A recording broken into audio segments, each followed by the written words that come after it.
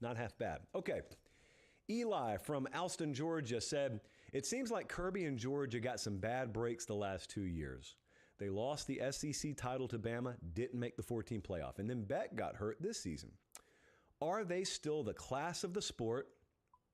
And is Kirby still the top coach in the sport? I will answer all this. What do you think about this? Listening, viewing, I don't care, live chat. Is Kirby Smart still your number one rated head coach? Most people would have said yes in the preseason. I think we all agree with that. So how much did one season, where they won the SEC, by the way, let's not forget this, did that lessen your opinion of him? It didn't with me. Did it with you? Okay. So Georgia has finished top 10 8 straight years. It's really difficult to do. But I want to go back to the question for a second. So the question was talking about how they've come up just short. They've had some bad luck the last couple of years. Well, they have. I call those sliding door type moments. So yeah, last year, they're number one in the country. They're undefeated. They lose to Bama and Atlanta, and they get dropped out of the top 4 entirely. FanDuel tells us they would have been favored over any of the teams that made the playoff last year. Doesn't mean they would have won, but they had as good, if not better, a shot than anyone that made it. But they didn't get a shot. Okay, so bad luck, you can call it that. Carson Beck goes down this year. No guarantee they would have won it all. No guarantee they would have beaten Notre Dame, but they would have been in a better, place, a position to do it, if you will. Well, that's true. But see, the door slides both ways. So with Georgia on the other side, remember, if Ohio State makes that field goal a couple of years ago in the Peach Bowl, you don't even go face TCU. It's Ohio State that goes and faces TCU. That's luck. You put yourself in position to benefit from it. That's luck, but the door slid your way. Jamison Williams goes down for Alabama 2021. It's part of the game, I know. But that's fortuitous for you. So the door slid your way. So the credit to Kirby and Georgia is they do the best thing you can. Put yourself in the right place. Have yourself in position every year. And the time will be right for you, and the time may be wrong from you, but you can't be in the right place, right time, if you're not in the right place. Right time can't find you if you're not in the right place. So the status for them moving forward is interesting.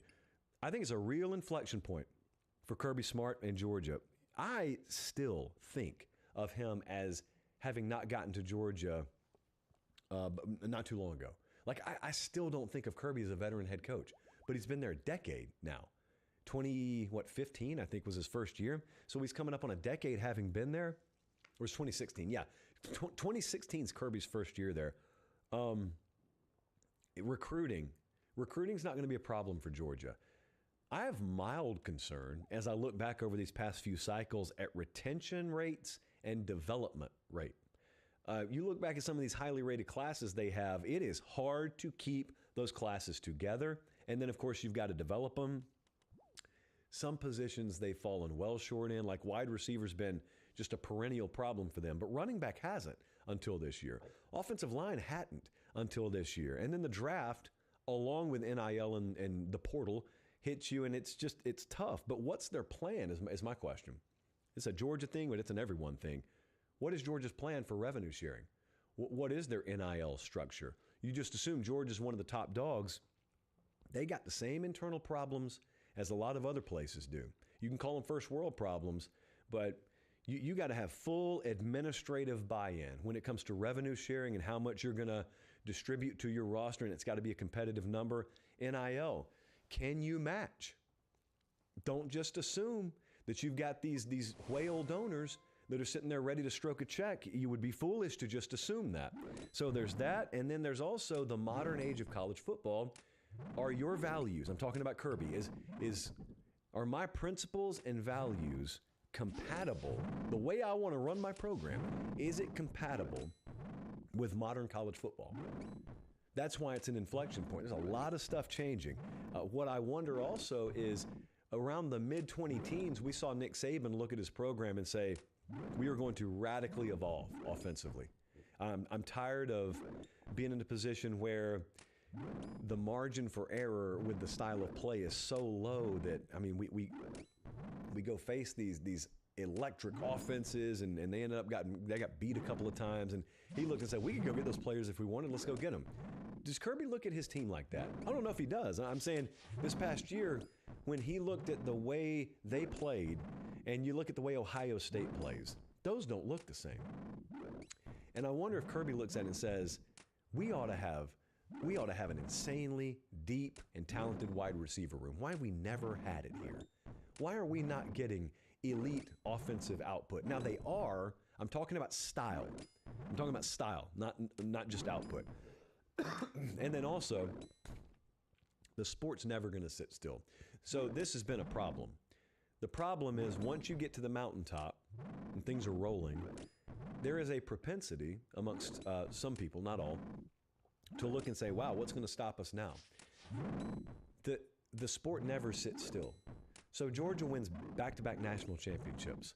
And you think, oh man, and now Saban's probably going to retire before too much longer. And even if he doesn't, like, we've pulled right up alongside them. And then Saban does retire, and it's like, dude, there's no one standing in our way. You feel that way right now?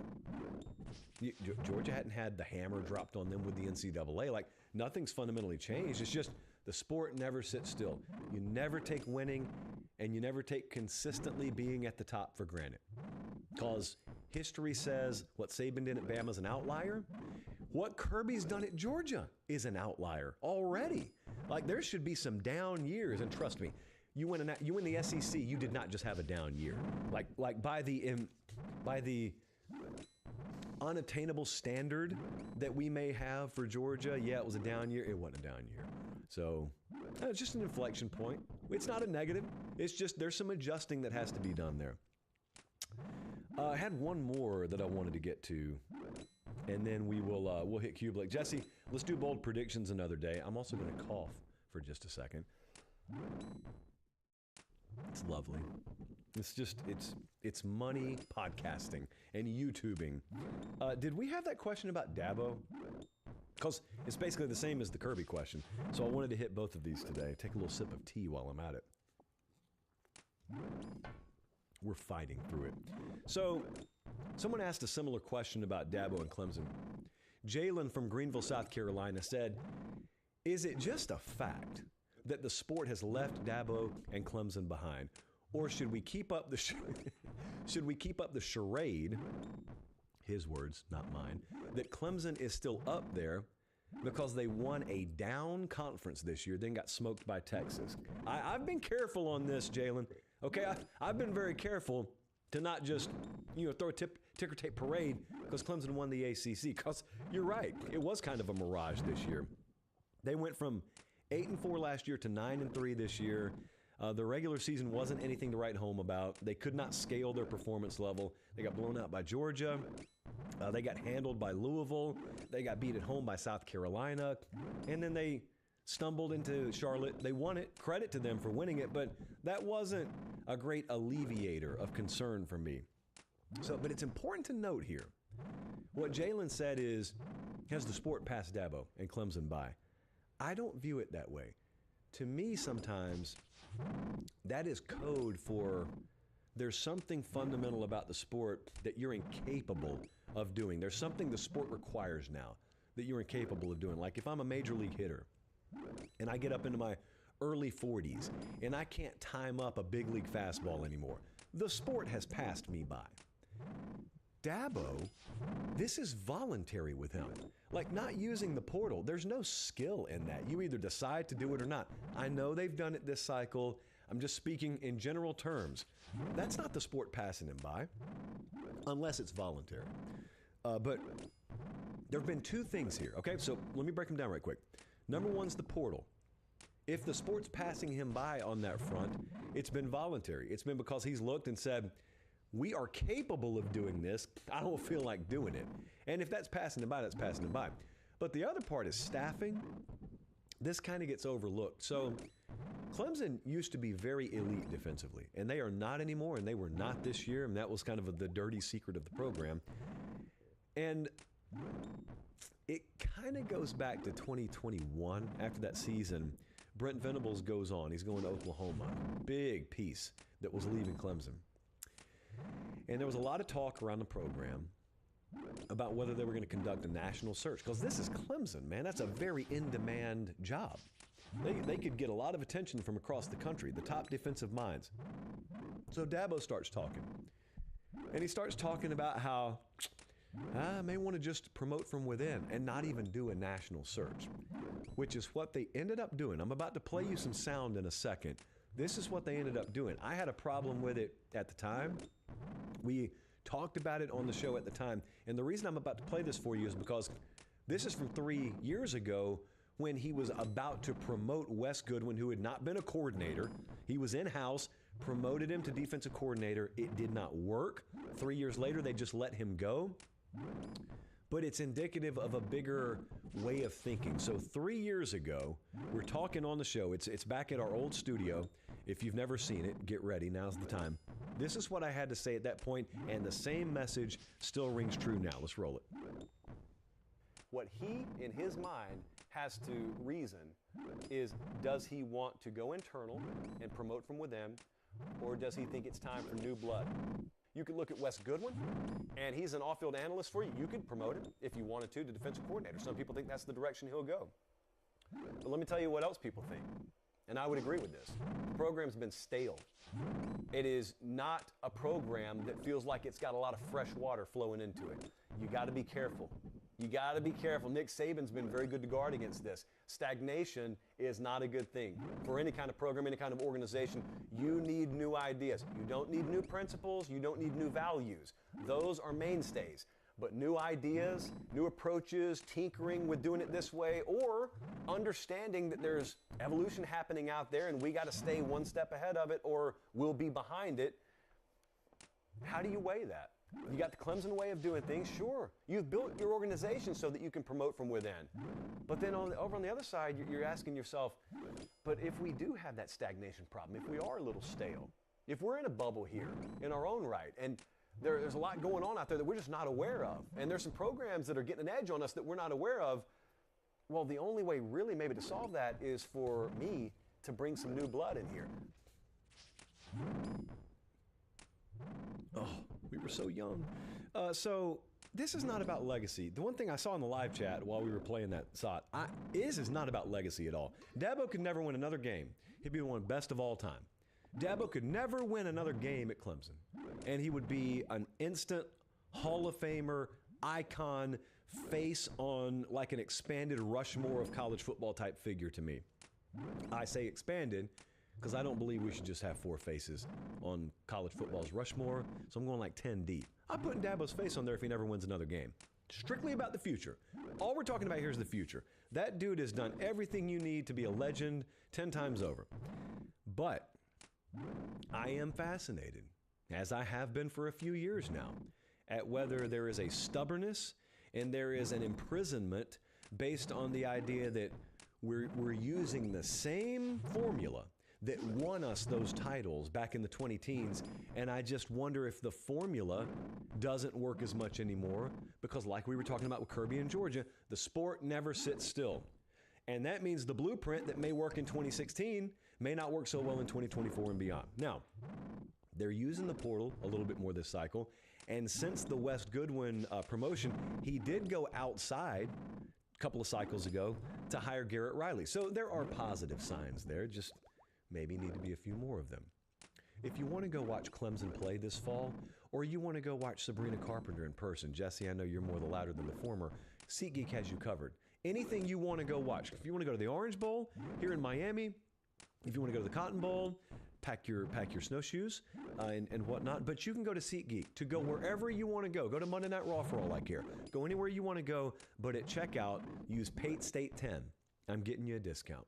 I know you guys at some point are going to some kind of live event this year. SeatGeek, Pate State 10 at checkout. And I'm not sure that would carry over to FanDuel in any way. But I did want to tell you before we bring Kublik in, FanDuel is, of course, the odds provider for our show. They have been all year, and we appreciate them immensely. But I was talking to David over at FanDuel today, and he just hit me with some pretty wow numbers. I tweeted them out, I think. So Ohio State on Selection Sunday, when the 12-team bracket was announced, you see that Ohio State's going to have to play this really, really ungodly stretch of games to win it all. They were plus 500 against the field. As of this morning, they're minus 140 against the field, which means you can bet Ohio State at minus 140, or you can bet the entire field, the other three teams, and it was like plus 112 odds. So betting the field returns better than 1-to-1 right now. That is on FanDuel as we speak. So just an example, when I tell you guys who are kind of new to betting, you can go over there and bet the spread, you can bet the total, many people will, I will. But there are also derivative markets, and there's a lot of alt markets like that where if you don't have a strong feel on the game or whatnot, that's another fun way to go about it. So there you go, FanDuel, odds provider, exclusive odds provider to this show. Sign up for FanDuel at FanDuel.com/CFB promotion. Must be 21 plus and present in select states. For Kansas, in affiliation with Kansas Star Casino, or 18 plus and present in Washington, D.C. First online real money wager only. $10 first deposit required. Bonus issued as non-withdrawable bonus bet that expires 7 days after receipt. Do you have a gambling problem? If so, call 1-800-GAMBLER or visit FanDuel.com/RG. Call 1-888-789-7777 or visit ccpg.org/chat in Connecticut. Or visit mdgamblinghelp.org in Maryland. Hope is here. Visit gamblinghelplinema.org or call 800-327-5050 for 24/7 support in Massachusetts, or call 1-877-8-HOPE-NY or text HOPENY in New York. Jesse, do we have Kublik? We do? Okay, well, bring him on in. I heard him knocking on the door. Let's bring him on in as I take a sip of tea. Hey, when you have vocal problems there in Homewood, Alabama, what is your beverage of choice, sir? Oh, it's not a beverage. It's easily wild berries, the way to go. Always going to get the throat cleared up. Take any kind of gargling out of it. Going to smooth things over. Absolutely no problem. Now, if this was maybe like some sort of a headache you were dealing with, I would tell you go cookies and cream. Yeah. Probably be the way that you would want to work right there. So, and if you felt good on a regular day, just go OG strawberry with the bowl special edition right there. That's all the advice I have for you today. You know, I'll actually let you eat them on this show. You can do whatever you want to. You can feel the rapper. It's the most inside joke that I'll ever tell on the show. Okay, you have you've done a couple of bowl games, and you're going to do the Orange Bowl. In fact, you're coming down here, inexplicably flying into Miami to stay in Fort Lauderdale. Just a South Florida rookie of rookie mistakes. But you've done a lot of bowl games now. You had a bowl game that was like totally off the radar with North Texas the other day. And I was listening to you cue it up. You were talking about the quarterback situation. You were talking about the depth situation. So if I told you, like, it's your final, it's a public speaking course, in a minute or less, explain to people how warped and sideways that bowl game was from the outset, you would say what? I would say each team probably had 7 to 8 starters gone in the transfer portal, including Chandler Moore, starting quarterback at North Texas, who threw for like 3,200 yards, had an amazing season. His replacement, Drew Mestamaker, was the starting quarterback. He had not started a game anywhere since his 9th grade year in high school at quarterback. Played a little bit of safety in high school, had a transfer in before his senior year. So he, for like 3,200 yards, had an amazing. Warped and sideways that bowl game was from the outset, you would say what? I would say each team probably had 7 to 8 starters gone in the transfer portal, including Chandler Moore, starting quarterback. In it or a bowl game that was. You've done a couple of bowl games, and you're going to do the Orange Bowl. In fact, you're coming down here, inexplicably flying into Miami to stay in Fort Lauderdale. Just a South Florida rookie of rookie mistakes. But you've done a lot of bowl games now. You had a bowl game that was like totally off the radar with North Texas the other day. And I was listening to you cue it up. You were talking about the quarterback situation.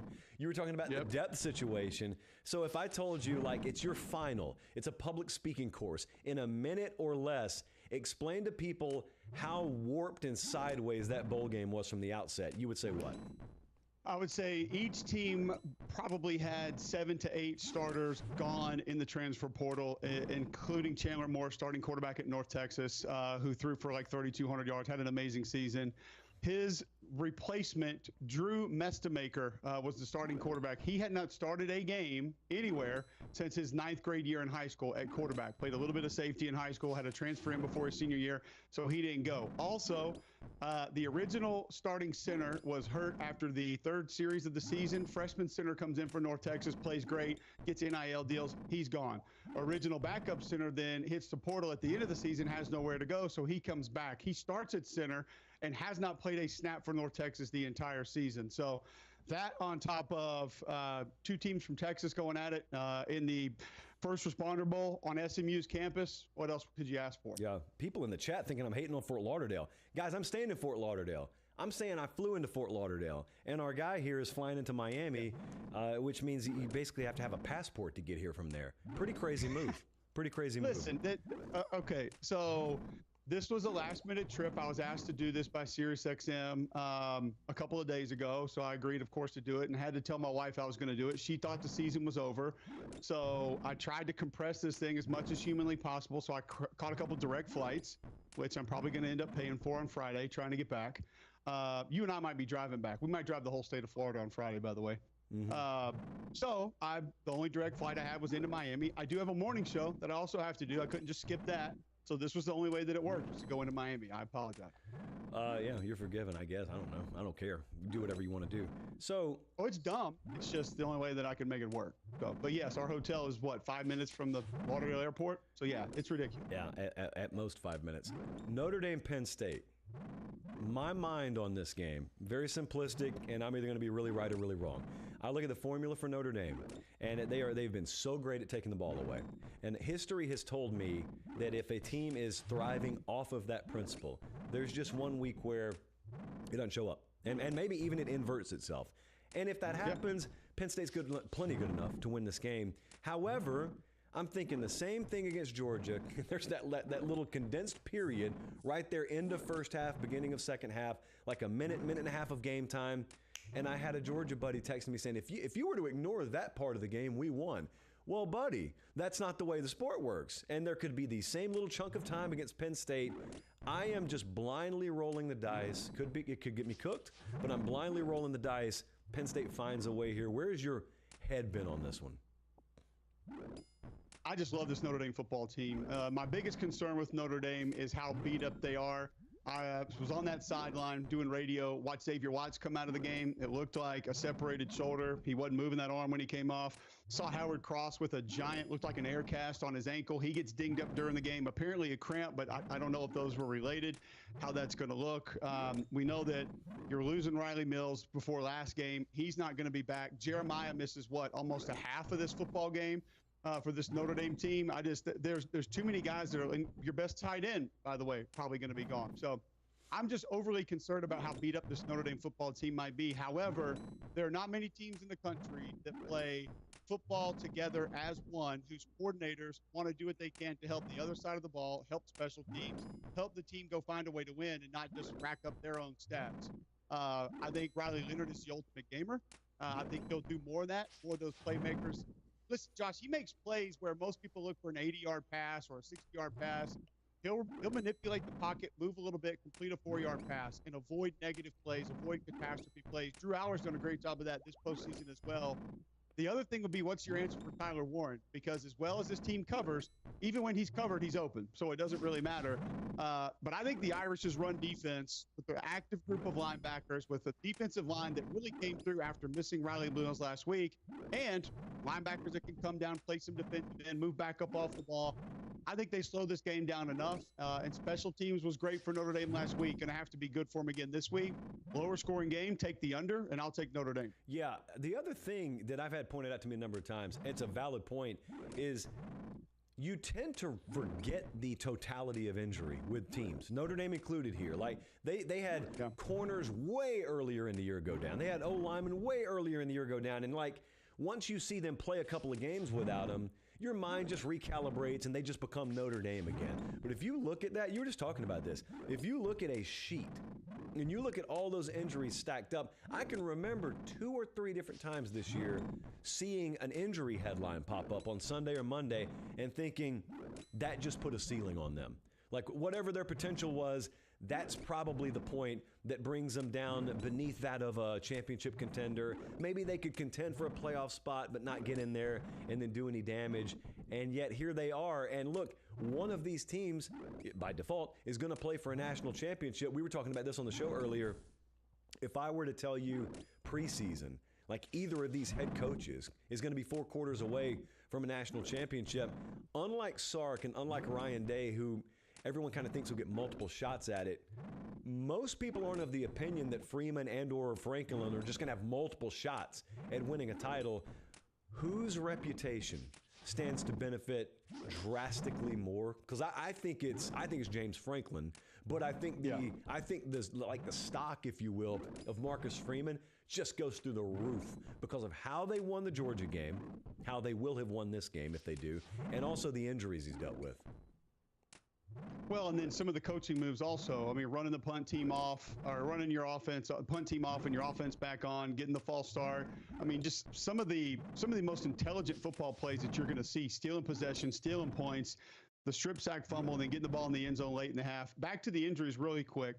We had a guy tweet into our show this morning, McElroy 9. He's like, well, I'm putting an asterisk next to that one because no Carson Beck for Georgia, so I don't know if I can really count it. And I'm just thinking to myself, buddy, their best offensive player was out for at least a half. Their best defensive player left the game. Their next best defensive player didn't play in the game. Their best tight end left the game. They lost their 2 best tackles before the season. Their best corner went down the first third of the season. Like, what are we talking about here? Like, this can't be a real statement. And then also I did see when I was watching the offensive linemen warm up, because, Notre Dame puts the names on the jerseys for the playoffs. I saw Saw out there, and I'm like, oh, hold on a second. They must be, like, doing something nice, getting him, letting him come out here and dress out. And then he's ripping, like, he's going. And apparently he was available. So maybe keep your eye on that one to be a little benefit up front for the Notre Dame offense, give them a little extra oomph when they need it. But as far as the head coaches go, this is nothing against James Franklin. Being around Marcus Freeman for the first time, I spoke to him at Media Day. I talked to him before the game, interviewed him at halftime, interviewed him post-game. Watching his demeanor during the game, Marcus Freeman is a friggin' dude. Like, that's all I know what to say. His stock in my brain has just skyrocketed.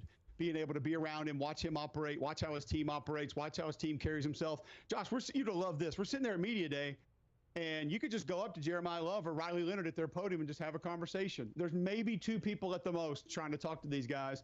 And then here comes Gunnar Stockton, and it's a flock of like 70 people who all of a sudden want to go up and talk. And I'm just thinking, man, he's going to use that and put this on this team as how disrespected they are. And they're going to go out and play with an edge. He continued to heart being aggressive, playing like they're behind, attacking. And they don't do that in just throwing the ball 80 times or throwing the ball down the field every time. They do that in very calculated ways. So I agree with you that James Franklin could benefit more from this win, advancing to a national championship game. Nothing against James. If I'm putting my money on one or the other, it's Marcus Freeman. Other game. All right. So normally, sometimes when I'll break a game down on the show, we'll have like a double-digit spread.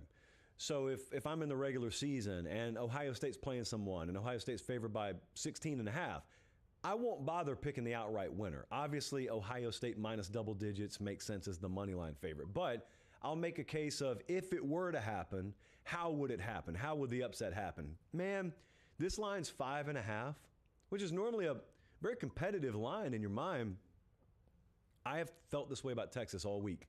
I have felt like you have to take about 3 or 4 Jenga blocks and stack them on top of each other. Like these things, multiple things have to go right for you to compete with and then outright beat Ohio State. But the one that I cannot get past, and the one I got the biggest question about, is I've seen Texas able to run the ball and not able to run the ball in the playoff. They ran the ball to the tune of nearly 300 against Clemson. No problem in the end. Competitive game, but they end up winning it. They hang 38, I think. They got badly outrushed against Arizona State. What that did was it discombobulated them so much to the point where Arizona State is a bad pressure team defensively. They did not affect the quarterback much all year. They had 3 sacks, 8 tackles for loss, and they were in the 120s in those categories during the season. Ohio State's top 10 in both of those metrics. I cannot find it in my heart to trust Texas to run the ball effectively enough to keep that 3rd and long, 3rd and 8 tee off, pressure the quarterback type variable out of the game. And that's why I'm having a really hard time not laying those points with Ohio State. Where are you at? I'm with you for the most part. I've been wrong on Ohio State for the majority of this playoff, but there are some things about this game that are a little bit more intriguing than I think some people really either want to talk about or know to talk about. One, Texas defense, not as much of a matchup defense as what they've faced prior. They're going to play back a little bit more and try to keep everything in front to a certain extent. I think they've given up, we talked about it on the show this morning, I think 6 plays of 20 yards or more through the air this season. They don't allow over the top. That could help you sort of mitigate the damage that Jeremiah Smith is going to bring to this game. But then you see what Chip's doing last game, moving him around, forcing him the football. It didn't have to be 60 yards down the field. That's a massive concern no matter who you are. The other part of this for the Texas defense first is when Arizona State really got going, Josh, it wasn't east and west. It was between the tackles, which has felt like that was an impenetrable part of this Texas defense. They just turned to start running duo, and Scadaboo, who is amazing with his vision and his patience. I know we look at him as this bowling ball, but he would kind of sit there and wait and wait and wait. Linebacker play over the top. All of a sudden, he'd cut back and he's gone for 14 yards or 8 yards or 7 yards. So Texas misplayed the run. I don't think Ohio State is going to attempt to run the football that way. That could benefit Anthony Hill Jr. at linebacker, Colin Simmons, Barron Sorrell, Trey Moore over on the edge if Ohio State tries to live east and west, because we've now seen a team can have success going right at them. I also think that Texas can find ways to get to the quarterback and be successful.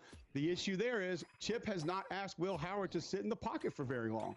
So if Chip continues to what I call split the defense, the way that he's been masterful with this postseason, and that is using that misdirection to get the flow going one way. I mean, you saw the 2 pictures that I posted on Twitter. These are 2 guys off tackle without a defender 15 yards either direction of them. If Chip stays in his bag that way, it's going to be a problem for anybody. And if Texas physically isn't up to this challenge against an Ohio State offensive line that honestly still is just, they're not great. They played better, still not great. Right side didn't even play good last week, but they were able to get away with it because the ball was gone so quickly. And then on offense, it's got to be that same test that Chip Kelly's using. The misdirection for Sark's got to be on point. So not the direct runs making them go, but what they do off of the runs, because that Ohio State defense is slow and fast right now. So throwbacks, screens the opposite direction, end arounds, those are the things I think Texas may be able to hurt Ohio State with. If they ask Quinn Ewers to sit in the pocket for 7 or 8 seconds, it ain't going to get done because Ohio State's going to get home. Yeah. The other thing I just laugh at this is in the previous generation, BCS especially, but even in the 4-team era, you just really couldn't afford like a disaster type loss late in the year or early in the year if you lose to NIU. And yet we could have Notre Dame lose to NIU at home and win a title same year. We could have Ohio State suffer their second loss, just humiliating fashion to end the season against Michigan and win the thing. Now, you play based on the constructs of whatever the postseason gives you, but it's just so wild how, number one, that changes the sport, because as devastating as a loss is, you're not out of it anymore, which some people think is good, some people think is bad. But then the other thing is, I wonder, man, moving forward, if people don't take a look at this year and think to themselves, yes, we want to win every game, but we are going to disproportionately value peaking at the right time. And if we lose early, whatever. We can probably lose twice and not be out of it. We want to do what Ohio State did. We want to do what Notre Dame did. And if it requires us to, maybe be vulnerable early on, so be it. No one, again, I understand. Folks don't need to yell at their phone. I'm not saying anyone's comfortable taking an L. I'm saying they don't view taking an L as the end of the world. That's not the way college football used to feel. It kind of is the way it feels now. You can have your opinion on it. It just kind of is funny that is what it is now. We're never going to know this, but let's say a team like Ohio State, being able to turn that defensive front loose, being able to find different ways to get Jeremiah Smith the football, adding different things from a motion shift formation standpoint in the playoffs, maybe trusting your quarterback to do a little bit more in the playoffs. Like how are teams going to try and offset a little bit of that before they get to this postseason? Because when you were in Ohio State's spot late in the year, could you even afford to play that game against Michigan? You ended up losing and getting in anyway, but I don't think it was a given that people looked at that game and said, well, if they drop this game, specifically if it's ugly, they're definitely in. So I don't know. I do think that you and I both talked to coaches that said we're going to play younger guys earlier. We're going to play more guys at different positions. We're going to cross train guys to be able to play safety and nickel and corner. We're going to cross train guys to play all three linebacker spots or play D end and nickel, whatever it is. We knew that was coming, but strategically might be the more interesting part of what you're talking about, and maybe what you're attempting to hold back that you want to try to unleash once you get to that postseason. We're already having stupid conversations like it's not as good to get a bye because those teams lost. Like, in no world is it good to not be rested up and go play a football team. It just isn't. Not at that point in the year with depth what it was across college football. It's not a real thing, but people have convinced themselves of that now. So what are we going to have teams tanking games down at the end of the season or tanking their conference championship games so they don't have a bye? It's not a real thing, but the conversation's already shifting. I will say, when I was in Columbus in the spring, Ohio, not Georgia, that staff, Ryan Day and his staff, were as focused on the concept of loading and load management, whatever you want to call that, to make sure they're good in December as any staff I talked to. And then all these months later, here they are, and they look like 2019 LSU buzzsawing. What is happening over on Cube Show right now? We are doing playoff previews and playoff recaps. So tomorrow we'll drop another episode previewing this weekend's games, just recap them on Sunday. And then next week, Sunday, we'll recap the semifinals. And then next Thursday, we will recap, or we'll preview the championship game going into that one and then recap it the day after it takes place. So really focused in on the playoffs right now, just watching the tape of those games, letting you know what we saw and trying to deliver them back as quickly as we can. And in between, you will see me like as early as tomorrow. So what a great day it is for us all. Cube Show over on YouTube, like same platform you're on right now. If you're watching, that's where you can go find it. Sir, I appreciate it. I can't see this often, but I look forward to seeing you soon. Oh, and tell your special someone we may have a couple boxes of Pop-Tarts for down. All right, I will. There you go. And you know they're tuned in as well. All right, that's Cole Kublik. He's out of here. He's headed down here to much warmer climes as I'm out of here to basically go to CVS Pharmacy and load myself up for the next 2 or 3 days. Appreciate you guys so much. Appreciate our staff here in Fort Lauderdale and our staff back in Nashville for making this possible. I appreciate this generic cup of tea for making the show possible. My voice was questionable throughout the day. It upgraded to probable, but I never felt great about it, but we made it. So appreciate you guys. Make sure you subscribe to the channel and the pod if you haven't already. We will have on the channel, just to get you up to speed, we'll have immediate reaction to the Orange Bowl and the Cotton Bowl. And then we will do our show Sunday as we normally would. In between, Nashville should get like half a foot of snow. So we'll get back up there when we get back up there, but we'll do our show Sunday. But stay locked onto the channel because I will have immediate reaction. We'll be at the Orange Bowl. We'll react to the Cotton Bowl. And in between, let's just have ourselves a good, strong finish to the week. So for everyone here, myself included, appreciate you guys so much. Take care. Have a great rest of your week, and God bless.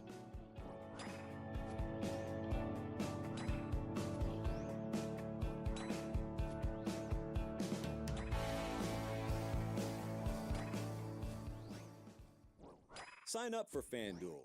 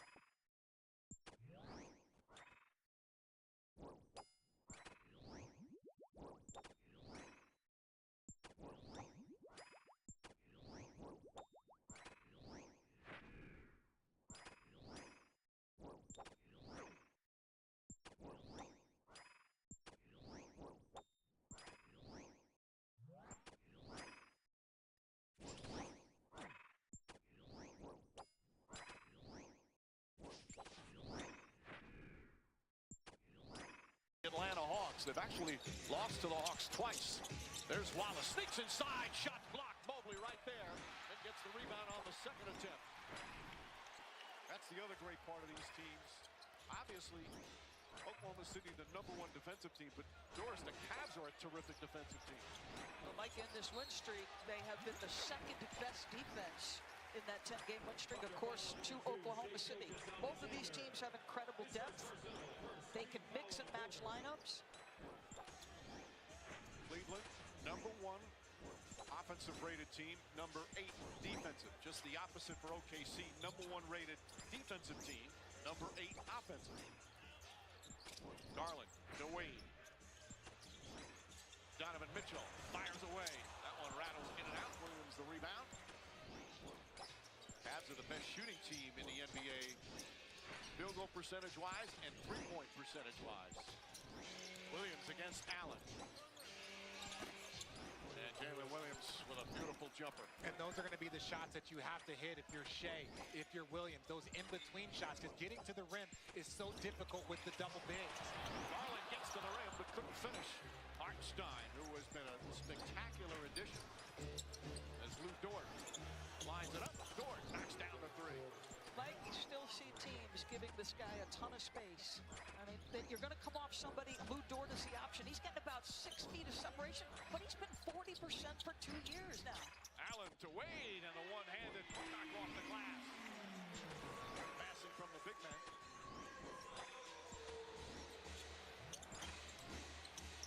Williams throws it up. Hartenstein couldn't quite get it. Again, Jared Allen right there. Williams kicks it out. Cason Wallace keeps his dribble alive. Excellent ball movement. And then Wade with 4 remaining on the shot clock with the personal foul his first. Oklahoma City, not a prolific three-point make teams, but they do take a high number of them, and Dort in particular. You saw this in the Boston win. Boston in that fourth quarter, twice late, willing to concede shots. He knocks them both down, and that was a big part of them putting the Celtics to bed. Gildas Alexander Hartenstein loves that floater. It's been so effective, averaging 12 points, 12 rebounds, and it's critical, Hartenstein's presence, because Jeff Holter is still out. That hip injury in game number 10. Donovan Mitchell, well defended by Dort, a block shot. Mitchell almost got it back, instead Wallace comes up with it. And Williams gets inside. The defense turns to offense. That has been the theme all season long for OKC.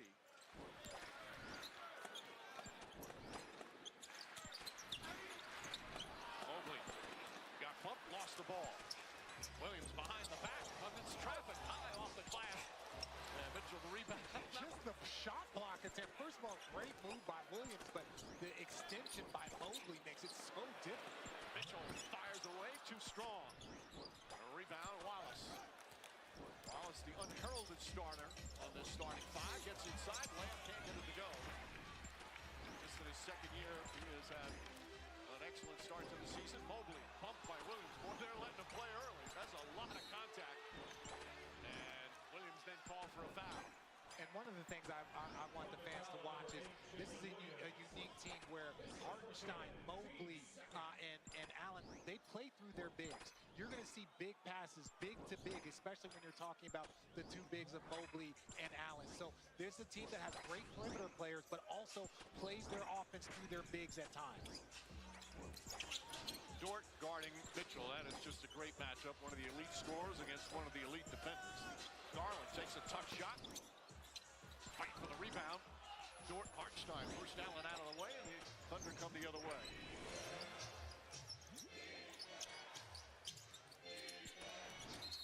And Dort was out of bounds.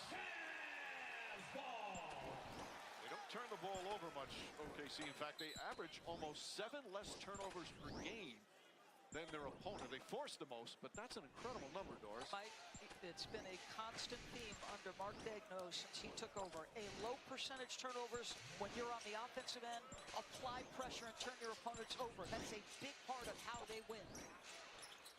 Good help defense there from Hartenstein. Garland, perfect pass. And Allen is fouled on the dunk attempt. So first free throws of the game. And when we talk about their offense, it's not just great individual players. Watch the ball movement. Pick it up, pass it, cut, and then just right there to Allen. It's just the quickness in which both teams make their decisions. Right now, we're highlighting the Cavs. As Allen hits the first, the Cavs are one of the best teams in the league at not turning their over. Number 3. And every team that plays the Thunder, that when you ask the opposing coach, what's the key? That's the first thing they mention, turnovers. Harris, LeVert, and Max Strus check in. Mobley and Mitchell sit down. And that's the biggest difference under Kenny Atkinson, right? Because in the past couple of years, and they were an excellent defensive team and excellent both ends of the floor, but it was a much more steady diet of pick and roll for the Cavs. Now under Kenny, it's much more ball movement, the cutting you talked about, Richard, a more equal opportunity offense. Hartenstein kicks it out. Wallace off the bounce. Gets a good clean look. Jalen Williams rattles in the 3. Williams averaging 20 points per game. He's the second leading scorer. And he is going to make an all-star team one of these years, most likely this year, as Garland misses that jumper. And you notice Donovan Mitchell out early. This is a part of the lowering his minutes, allowing Darius Garland to field the ball and be the point guard in a more traditional way. Gildas Alexander, well defended by Wade, who still had him kind of off balance a little bit. LeVert, who's been an excellent 6-man. Floats it over to Strus. Strus fires away. No, he was out of bounds. Obviously, they need to make the court larger. 2 of those already. 6.5 remaining here in the first. Off to a good start. Thunder by 2.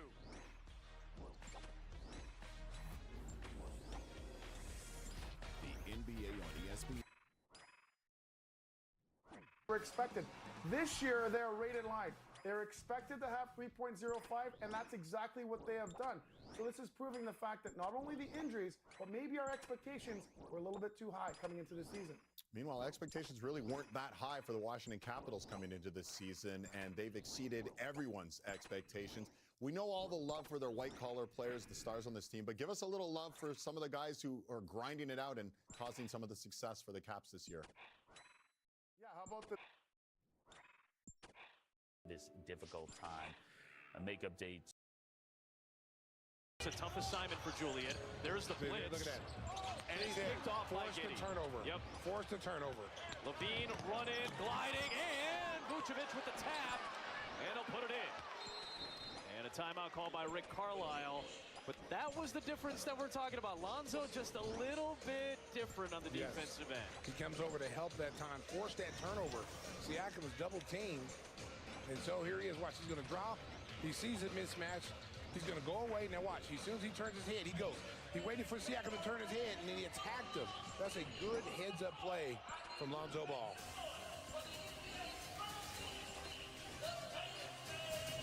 You're on break.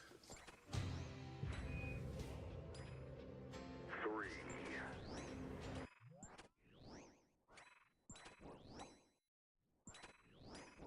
Vancouver Canucks. That continued on Saturday with Elliot Friedman, who had the very latest on the trade rumors spinning around JT Miller and Elias Pettersson.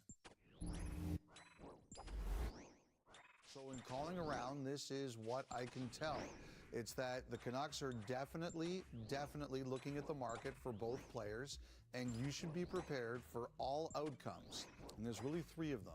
Neither gets dealt, one of them gets dealt, or both get dealt. That's on the table. I don't want to predict the likelihood of any particular scenario, but I think all 3 of those outcomes are possible. All right, so it's as clear as mud. Something happens or nothing happens, but we're going to put you guys on the spot. And our question is, what move, if any, should the Canucks management make? Let's start with you, Luke. What move, if any? All right, well, I'm not a GM. I look at it from a player's perspective and being in the locker room, and I find that, we don't really know what's going on. I found that over the years, the media's view of things and what's actually happening in the dressing room can be vastly different things. It might not be the case here, but I do know that we've had this conversation before, that this stuff is normal. Like, disagreements happen between teammates in dressing rooms, and I just find it very hard to believe right now that this thing is so bad that they would have to part with one of these 2 guys who you've chosen to build your team around. 2 very unique players who bring very different but specific.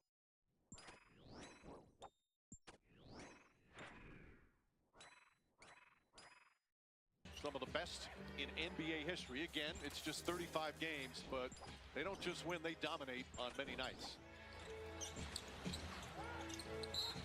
A reach-in foul call is against LeVert. The other Jalen Williams has come in. So both Jalen Williams with Wallace, Isaiah Joe in for the first time. And Gilgeous-Alexander. OKC 13-3 on the road. Their road losses by 2, by 3, and by 6. Jalen Williams creates some space, can't hit that. Dean Wade the rebound. Here's LeVert, who so many nights can be an X factor. His first shot goes in and out. Rebound deflected out. And it's going to stay Cavs ball. And you got to give some credit to Kobe and Sam Presti, the two general managers, presidents that run both these teams. These are two well-constructed rosters. Colby Altman and Sam Presti both will be in the running for. Oh, whoa! Jared Allen on a beautiful pass from LeVert. There's your first highlight play of the night. Gilgeous-Alexander step back three-pointer. Dean Wade grabs another rebound. Strus sees the mismatch. Allen gets another. You wouldn't call Jared Allen a dominant offensive player, but as a rim threat and a target, he's pretty good. Oh, he does those things extremely well. Has great hands for a big. Gilgeous-Alexander got his first bucket. Meanwhile, a foul before any shot attempt down the other end. It's going to go against Wallace. And he feels very familiar playing in the Kenny Atkinson system from his days in Brooklyn. But when he gets his hands on that ball, you better start fearing that throw. And that's why he's shooting just under 70%. Shots like that, you can almost every year just mark it in there. He's going to average a double-double and shoot over 60% from the field. Garland, high off the glass, took a shot, knocked it down. He's just playing with so much confidence, and at that size, that floater is just, it's required. He knows how to put enough air underneath it to make it over that size. Aaron Wiggins in, George Niang as well. Wallace from the right side rattles in that three. If he gets that perimeter game going, he is going to be some terrific player. But isn't it special watching how quickly guys touch the ball and then move on from it? And off the turnover, Gilgeous-Alexander lays it up and in. And a three-point lead for the Thunder.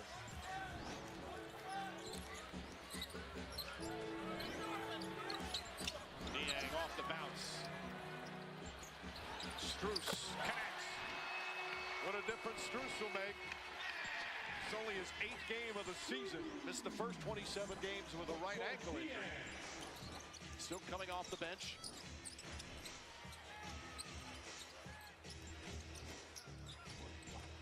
Backdoor, Isaiah Joe. Got the foul. Good give and go with Jalen Williams, and Joe will shoot two.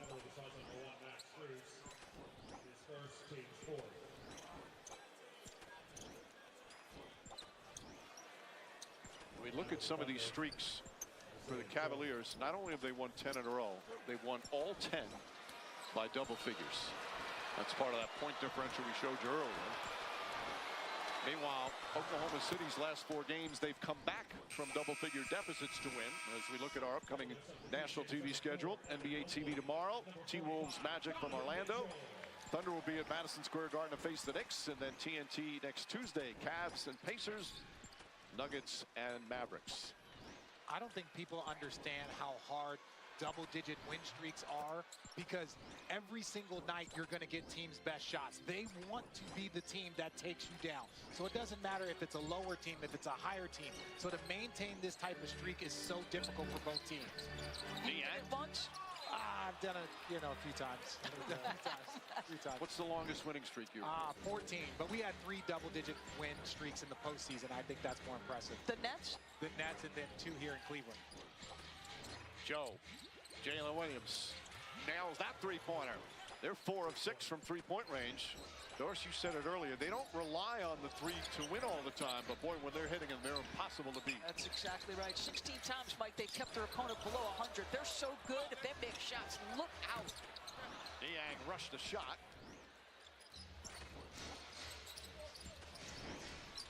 Wiggins poked away, nearly lost it, now drives. Wiggins, nice adjustment. Oh, beautiful play from Wiggins, who's coming off back-to-back terrific games and wins against the Knicks and Celtics.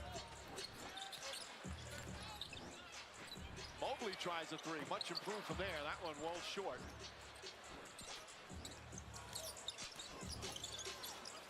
OKC, another three. Gilgeous-Alexander.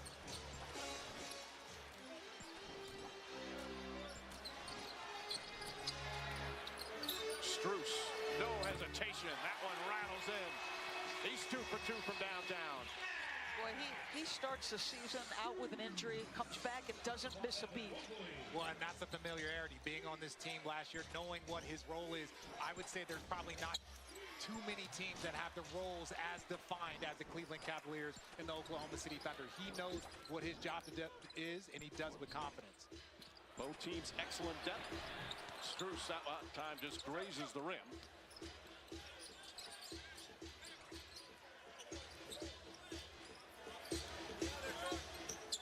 Gilgeous-Alexander pulls back. Mobley stays in front of him. Boy, that's a good call. They call a foul on Mobley. Nobody likes the call in this building. And that's going to be his first foul. This is something Cleveland is very willing to do. Let Allen and Mobley on the switch guard the perimeter because they're both so good. But you see that little reaching with that left hand. Hand is in the cookie jar just long enough.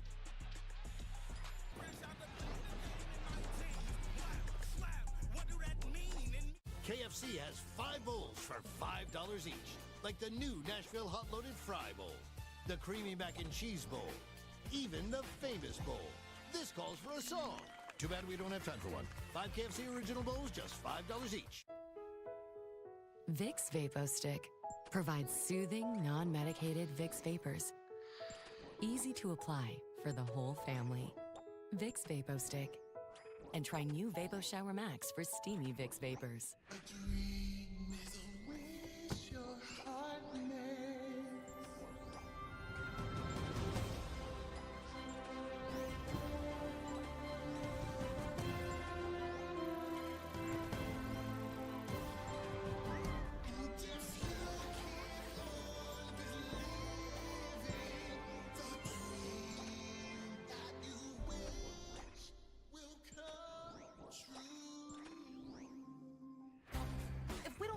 By 6 p.m., we're gonna be on the curb. We just gotta make the money. Don't do it, ladies. Don't do it. My name is Lucky, by the way. If you don't have the money this month, you're not gonna have it next month. Cover up, your lady bits are short. Running through some retro Jordans up here. You know how much that's worth? Jesus not gonna be happy if she die on that cross. Get out. Keke Palmer and SZA are having one of them days. January 17th. Rated R. This new tent's amazing. Yeah. And it was easy to pay off the low rates on our Platinum card from Navy Federal Credit Union. Can't imagine where we'd be without them.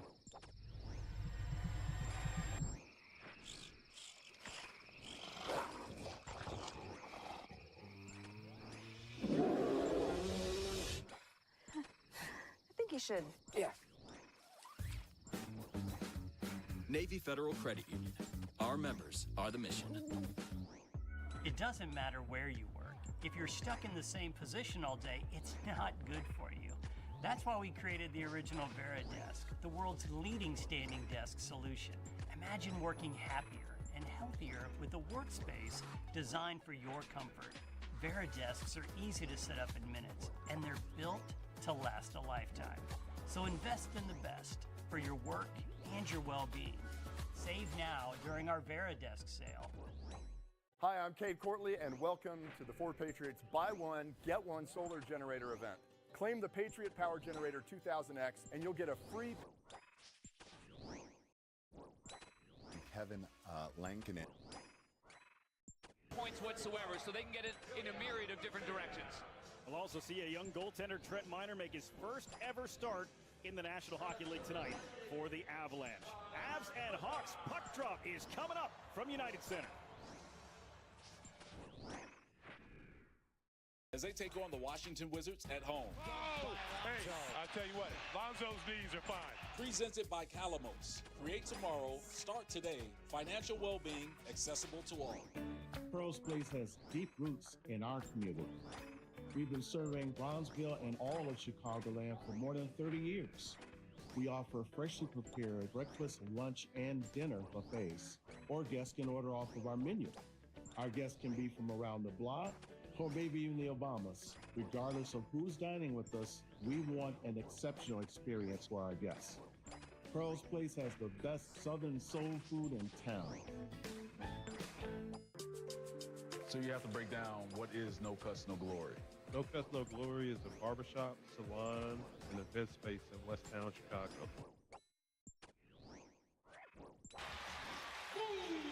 First points from Mobley, who was just having a breakthrough season. He's always been a great defensive player, but his offense has taken a huge step.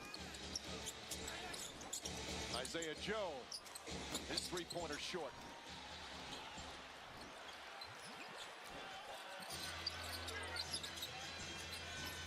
Mitchell looking for an opening.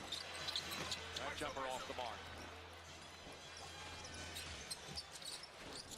Good transition defense by Cleveland. Gildas Alexander feels a little bump and throws it in. He's wiry strong, and again, at 6'6", he's got strength, he's got speed. He plays at a funky cadence. He always is able to keep you off balance. Nice feed inside, and Mobley gets hammered. Donovan Mitchell setting up Mobley beautifully. And for me, when you look at Shea, you mentioned he's wiry strong, so he just wants to get to his spot. That little bump makes Strus take, I don't know, a foot and a half back. Watch this bump. Bump, I got a little space. Bump, I got space. Now I can turn around into that jumper. So it's not a matter of like how strong he is, but it's like, can I use that little shoulder, that little bump to get that extra separation? Mobley misses the first. The word they use around Cleveland, that he's been empowered by Kenny Atkinson, empowered by his teammates. Donovan Mitchell, he said that to Kenny Atkinson in their first meeting together after Atkinson got the job. He says, you want us to get better, empower Mobley, and he's taken and run with it. He's so aggressive. I remember what Giannis Antetokounmpo said a couple of years ago.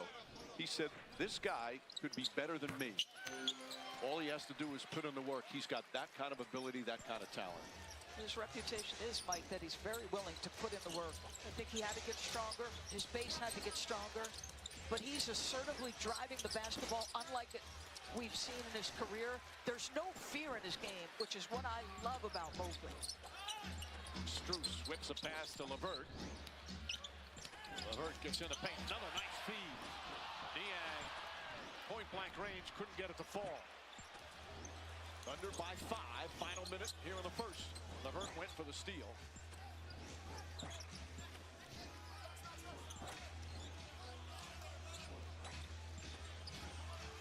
Dort sets the screen. Gildas Alexander leads in, goes to the banker. Hartenstein the rebound. Got hit in the head and banks it in. He got a hit in the head before the shot, so that bucket will not count. It came before the upward motion, but 2 free throws anyway. Well, and this is where Hartenstein can really affect the game, is on that offensive glass. Yes, Mobley, they have George Niang. They've added some size on their bench, but Hartenstein is still just such a problem on that offensive glass. They're so much better rebounding the ball on both ends of the floor. It's interesting talking to Coach Dagno, though, about Hartenstein and the fact that they're still learning him. Because you think back to their history, it's stretch bigs, guys who want to face up and be on the perimeter. That's not Hartenstein. He wants to be a facilitator at the elbow. He's going to screen hard. He's going to roll. So to me, the fact that they're sort of unlocking his skill set and still winning games speaks volumes. And then what are they going to do when Holmgren comes back? Do they play double big? It's a big problem when Chet comes back. And Alex Caruso's still out as well. He was the other excellent addition. About a 3.5-second difference shot clock and game clock. Wiggins, good defense. LeVert trying to find some room. Tough fall-away shot, won't go. Go the rebound, plenty of time. 4 seconds remaining. Gildas Alexander sees that, stops, pulls up, three-pointer. And the first quarter comes to an end. Thunder fell behind by 6 early, but after 1 here in Cleveland, OKC up 7.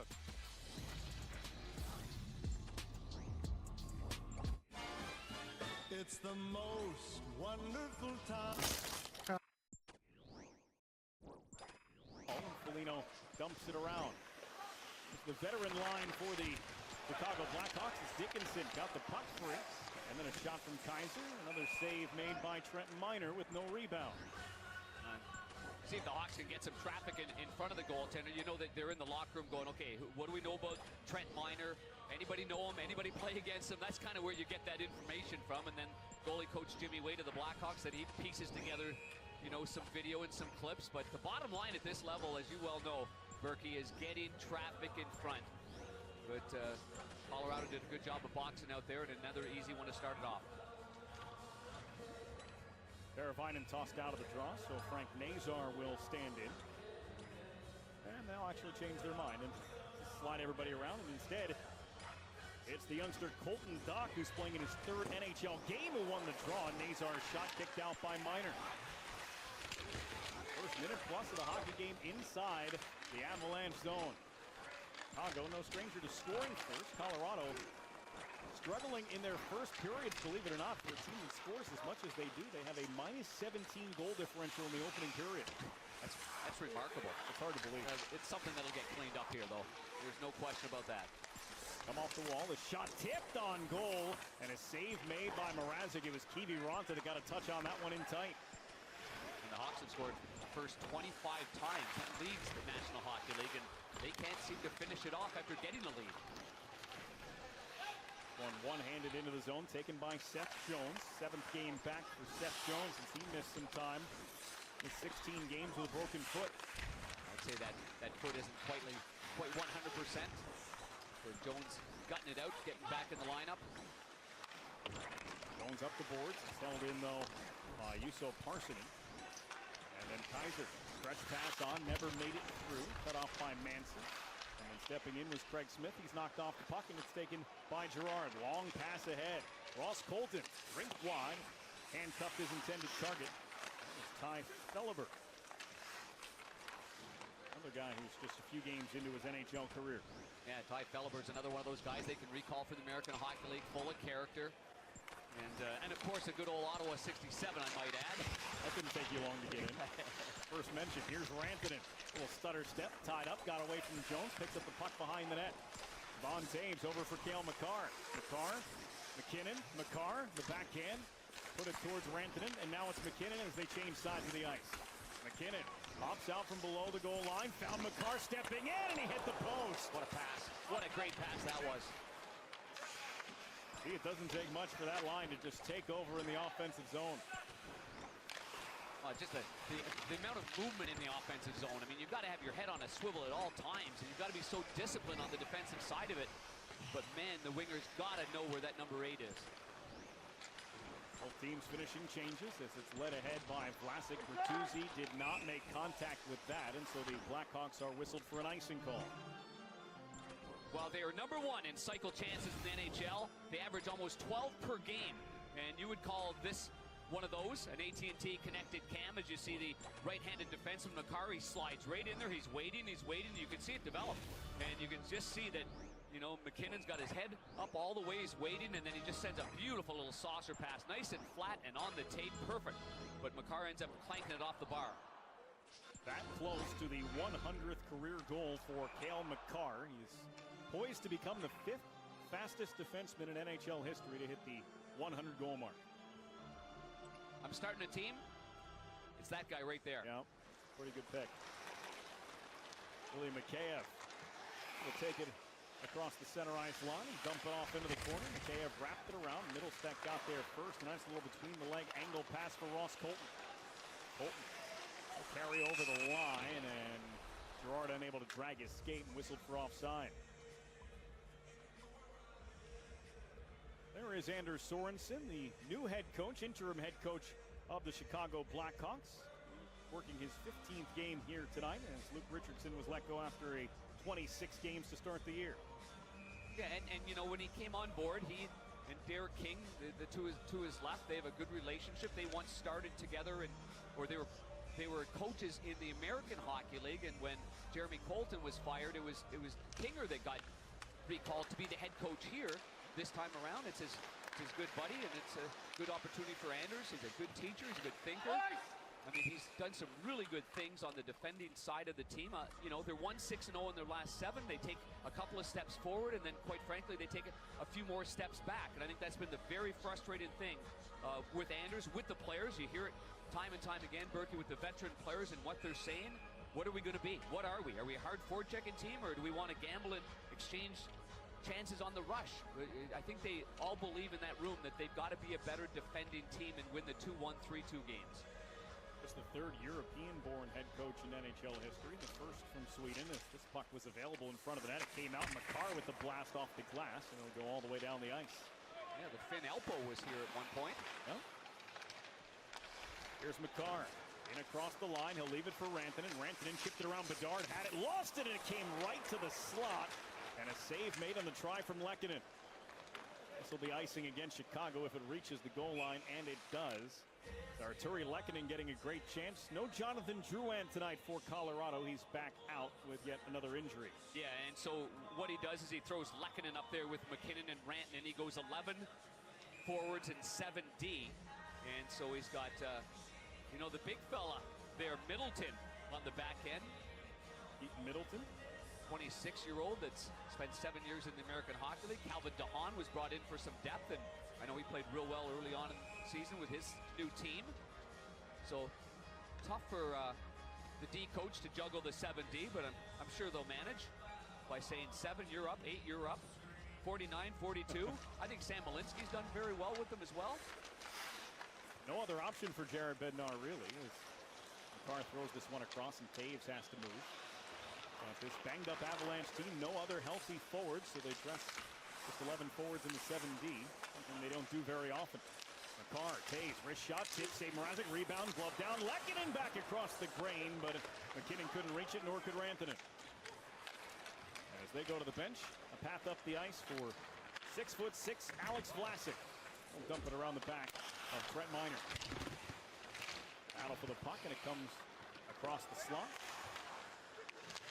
Taves ahead for O'Connor. Turned around by Kaiser. And Doc had it, lost it to Taves. O'Connor moves it along for Parker Kelly. Kelly taken out of the play by Kaiser. Crevier around the boards, grabbed here by Malinsky into the slot. Kelly a shot, and it's blocked away by Mrazek. Race to the puck, in came Malinsky. He was able to avoid most of that hit from Colton Dock, and the puck comes out of the zone. Yeah, Dock gets recalled from the American Hockey League, known as the guy that wins a lot of board battles, goes to the front of the net. His third NHL game. Here's Malinsky. He'll play it out. Pass across from DeHaan. Regathering it is Parker Kelly. DeHaan, Malinsky. Return one more time. DeHaan snaps one, tip by Kiviranta, but wide. What a smart shot there by DeHaan. He missed that on purpose. Berkey had a great view of it by about maybe 2 or 3 feet to the short side. Great redirection. 13-year veteran Calvin DeHaan. This is Brody walking into the slot, and a good stick that time by Juuso Parssinen, and he's off ahead. He's got Middlestedt with him. Parssinen's backhand scores! Juuso Parssinen, coast to coast, and a backhand finish, his first as an Avalanche. Well, that's some of the stuff that a lot of pro scouts saw with Parssinen as a member of the Nashville Predators, and a little bit of an off year, and bang, the pro scouting staff of the Colorado Avalanche, they go hunting and they find number 16, and he steals the puck right here. They want him to hunker in with that puck and hold on to it because he's strong with it. But man, going to the backhand like that, Reichel's a good skater, and Reichel maybe had a chance to go to the get the stick on the ice a little bit more. The goaltender likely has a chance to come out a little bit. And there's Ray Bennett, the assistant coach, and he told me today, he said basically to Parssinen, he said there's more to give here. And he felt like maybe he was overanalyzing things last year and in the video that they saw. So they like the potential, they like the size of him, and they like the fact that he can hold on to pucks. Icing call. This is just Parssinen's 5th game with Colorado since the trade from Nashville on the 29th of December. And Parssinen, a 7th-round pick of the Preds, and look at this release banger. Well, the minute that he put his blade like that is the minute that even from my angle, I knew he was going to go high. And Peter Mrazek was waiting, and he was in an athletic position. But again, reading it off the backhand is difficult. but I was just looking at the way he just tilted that bottom hand and bang, hoisted up there. And as you well know, it's easy to go high when you're on the backhand, even more so than on the forehand. Use that bottom part of your blade and just boom. That's a good shot right there. But I think Peter Mrazek will, look at that again and get himself out and more anticipate and play a little bit bigger on that kind of play. Unless he was thinking he was going to go fake backhand, forehand, and drag it across, which is obviously a difficult play to defend against as well. Hawks win the face-off, and the exchange there with Taylor Hall is fumbled out of the zone. Yuso Parson-Panger was the 210th pick in the 2019 draft. That was the 7th round by Nashville. That was 8 picks after Colorado selected their starting goaltender tonight in Trent Miner. I always thought he was a higher pick than that. Got a lot of skill. Here's McKinnon. Nashville was good at those late picks. Yeah. Foligno after it. Taves cut him off. That puck right there at the blue line. Dickinson pirouettes into the zone, but offside. And so Colorado has a chance to catch their breath, and Cale Makar will do just that. Next point for Makar will be his 50th of the season. 100-point pace as Colorado hit the halfway point of the season with a 3-1 win over Florida a couple of nights ago. It was a heck of a hockey game. Here's Connor Bedard trying to split the D, and his backhand lofted too high over the glass and out of play. 12 and a half to go here in the first period. Yuso Parssinen, his first goal with Colorado, his first goal since the 7th of November. It was a beauty to start things off. They lead 1-0.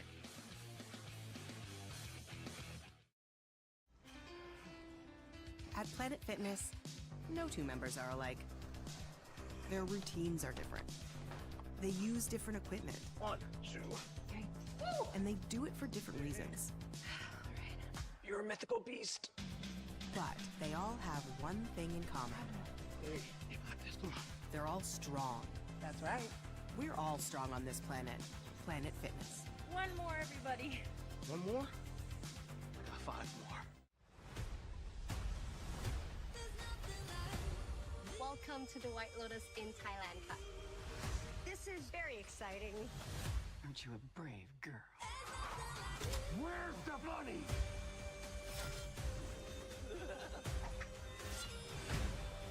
You can't heal something unless you say it out loud.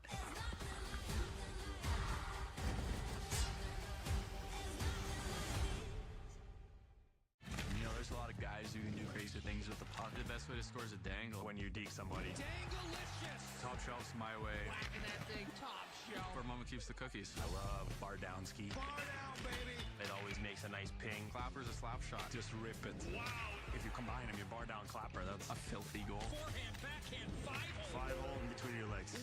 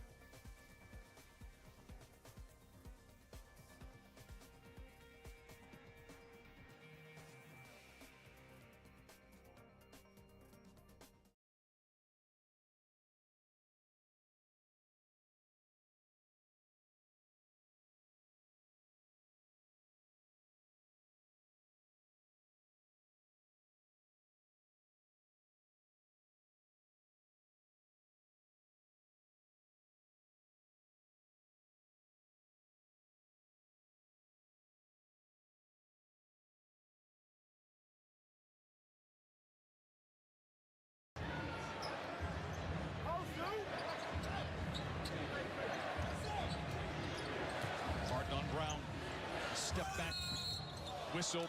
Free throws coming for James Harden.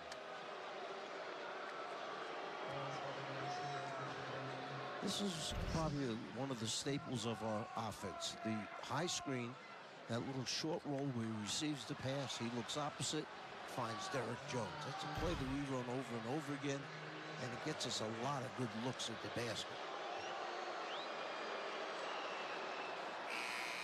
First of two for Harden fall. Michael Porter Jr. checks into the game.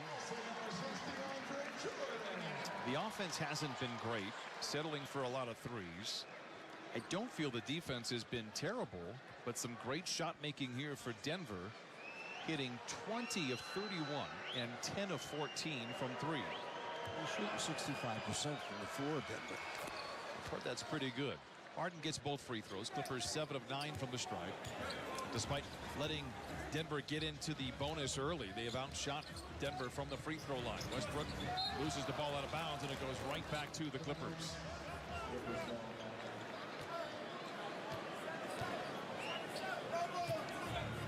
Clippers have cut it down inside to 19.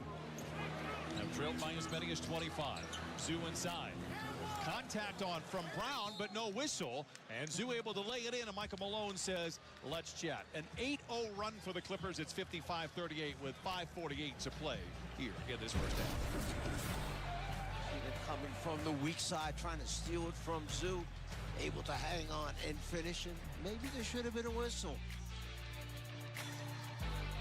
On Underdog, you can make picks and win money all season long by picking higher or lower on your favorite players. You get it right, you can win up to 1,000 times your money. New customers sign up and deposit now to get up to $1,000 in bonus credit. Download the app today, claim your offer.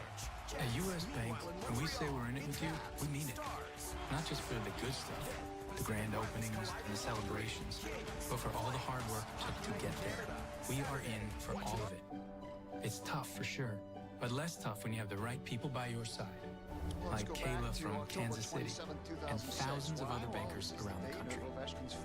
Because together we're proving there's nothing as powerful as the power of us.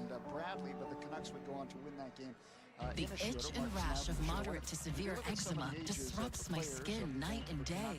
Despite treatment, it's still not under control. But now, I have Rinvoq. Rinvoq is a once-daily pill that reduces the itch and helps clear the rash of eczema fast.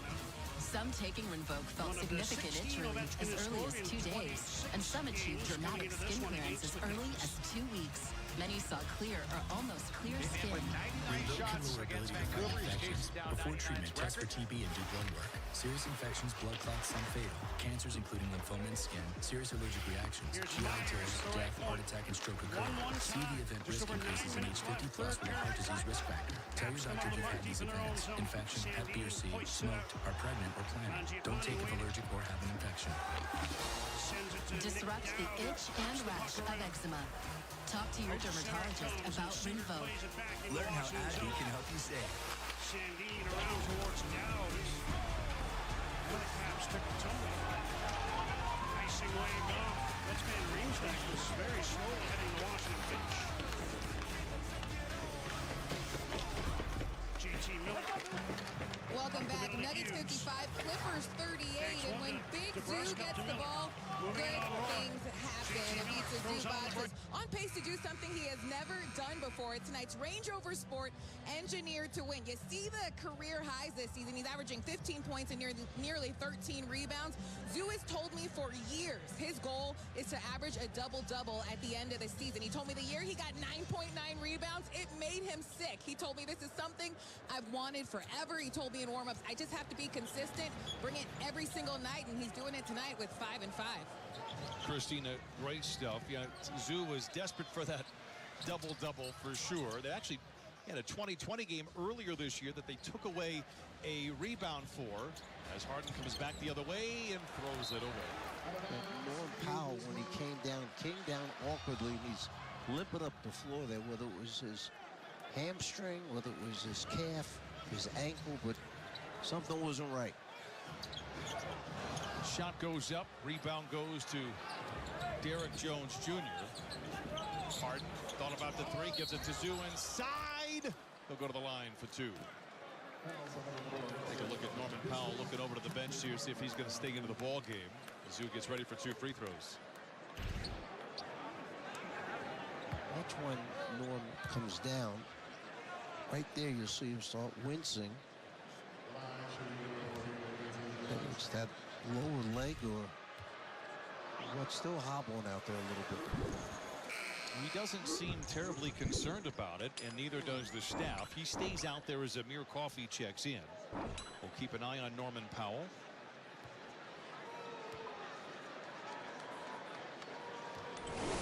Just 7 minutes for Derek Jones Jr. 3 fouls. Picked up 2 of them right away.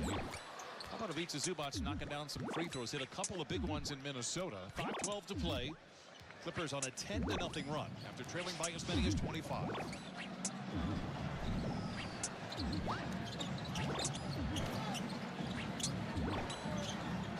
Now, if the Clippers can find some semblance defensively and put the shot making on the shelf here for Denver, might have a game.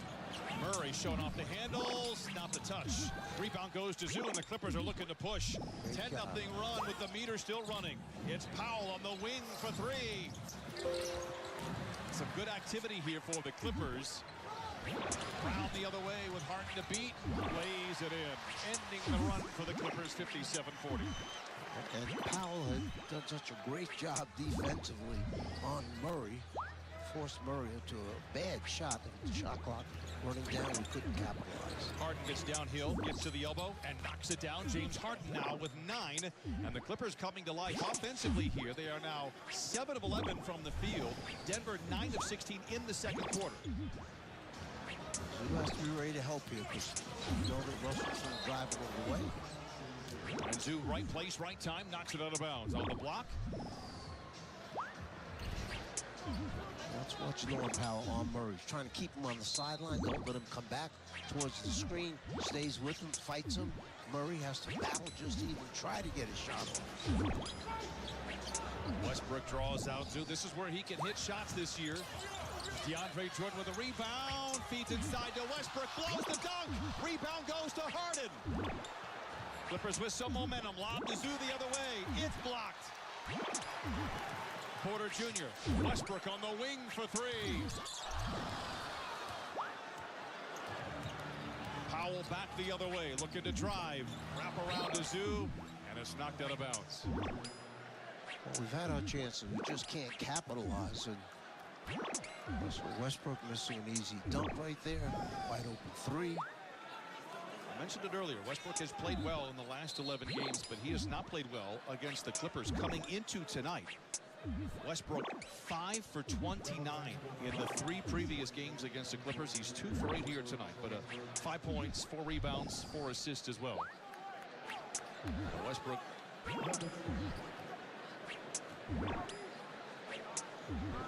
There you see it. That was the first 3 games. They didn't bring a ton of energy in that 3rd game defensively for Denver. Denver tilting their defense, bringing an extra man over. That's why Harden backed off from the drive. Brown, he likes the open floor. Attacks on Coffey. Blocked from behind by Dunn. That's the extra effort that you need. Hustle him back. Get it from behind. Save a layup. Watch Chris Dunn from behind. Gets it. Good job. Nice effort.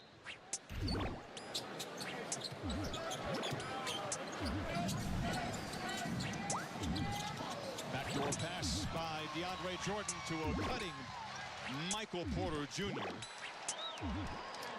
59-42. Our defender got too high on it, trying to deny the ball. They do a very good job of back cutting because they know they have Jokic most times. Finally, Powell accelerates and leads it, and he's got 14 in the first half, and the Clippers making a game out of this after trailing by as many as 25. 59-44. Porter Jr. the grab and the lay-in. Well, that's twice now. Coffey's been beaten on back doors. Once was layup, that one there, the lob pass. Got to do a better job keeping your body between him and the rim. Clippers close with some momentum here. Keep it going. Harden. Another step back for Harden. Counted on a foul with with 2:20 to play in the first half. Time now for Drive to the Hoop, brought to you by Hyundai. You'll see Norm come off that high middle screen. He sees the path open up. DeAndre comes over, tries to block it. He gets it underneath his arm, finishes on the play. This is James getting that mid-range look. He gets fouled down low. That's the opportunity for the three-point play. I mentioned this is a big game in terms of the tiebreaker. Technically, the Clippers won the series, but the in-season tournament, they ended up rescheduling another game for the Clippers and Nuggets. That was that third game. This is the fourth and final game. But it was a short series. Clippers won the first two. They get an added one here, and they've got to try to take care of business. Denver's certainly trying to do the same, and they have, out in front by 14. 2 minutes to play in this first half. Porter Jr., he has been solid here tonight. DeAndre Jordan hasn't been too bad either. Lays it up and in. DeAndre Jordan with 8 points. That's his second basket at 63-47 Denver. Well, if you wondered where Zoo was, he was outside guarding Porter, challenged that jump shot, forced the miss, but then all the smaller players have to get a body on Jordan. 23-15 rebounding advantage in favor of Denver. Harden all alone for the three. Done with a rebound, sends it outside to Coffey.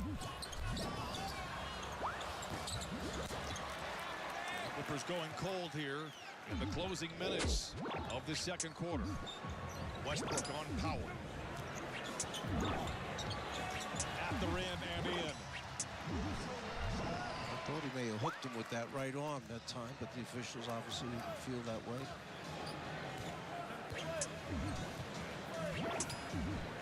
A minute to play in the first half. Clippers have made some noise, but haven't been able to get over the threshold. They cut it down to a 15-point deficit. 6 to shoot for Harden. Book it! 15 for Harden, and it's 65-50. Martin now with 15, as you mentioned, 5 of 12 from the floor. That's 2 of 7 from the three-point line. But over half the shots for Ty Lue's squad have been threes. 10 points in the paint for the Clippers. They average 49 on the year. That's 12th best in the league. Murray. Picked up by Dunn. Gets around him. The floater. Misses everything. Another rebound for the Nuggets. But Porter Jr. steps out of bounds for Denver. And 26 seconds remain in this first half. Boy, a score and a stop in that order would be very nice for the Clippers, who were down as many as 25. Ty Lue brings in Batum, three-point threat, obviously. If they run this clock down and look for the last opportunity, you've got Harden, a three-point threat, obviously. Powell, a three-point threat. Batum and Coffey, we've known, gotten better and better from behind the three-point line.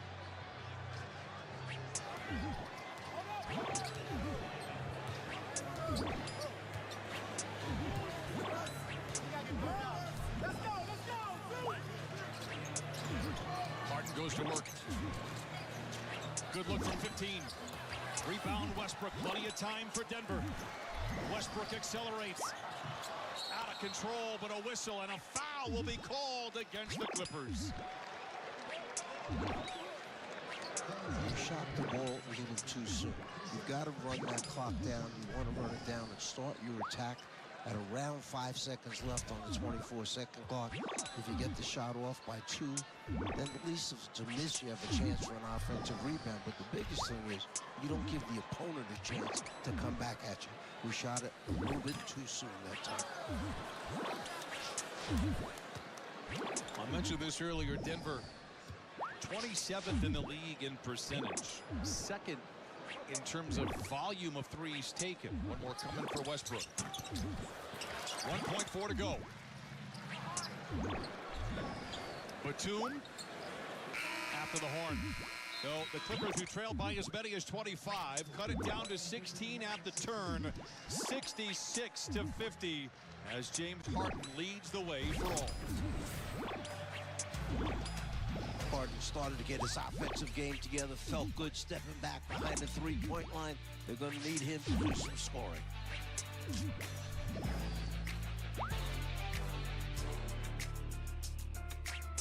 Taxes was waiting.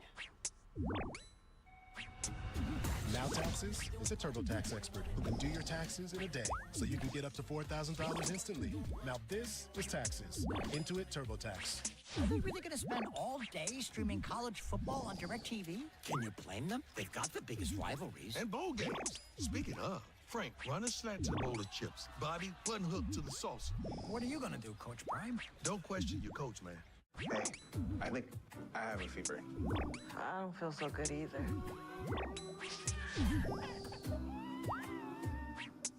This is not just 1 hour delivery. This is not just medicine. This is fast relief for those who can't take a time out. Walgreens.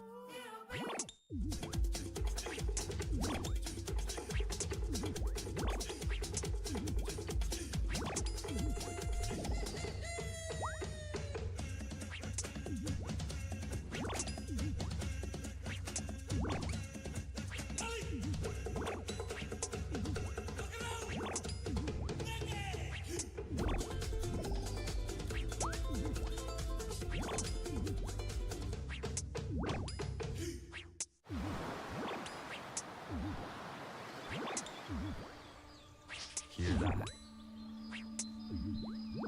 That's the sound of your life. Perfectly imperfect.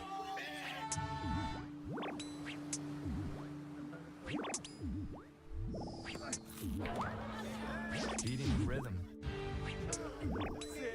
to the world you've created.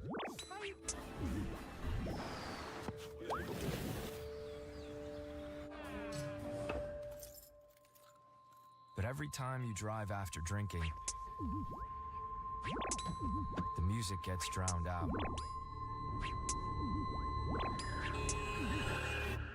Life sounds pretty great. Don't let a buzz ruin it. Buzzed driving is drunk driving. Don't drive buzzed.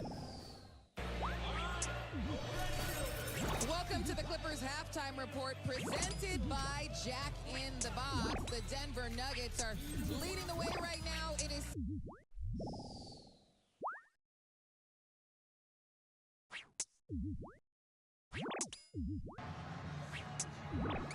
long delay before the drop of the puck.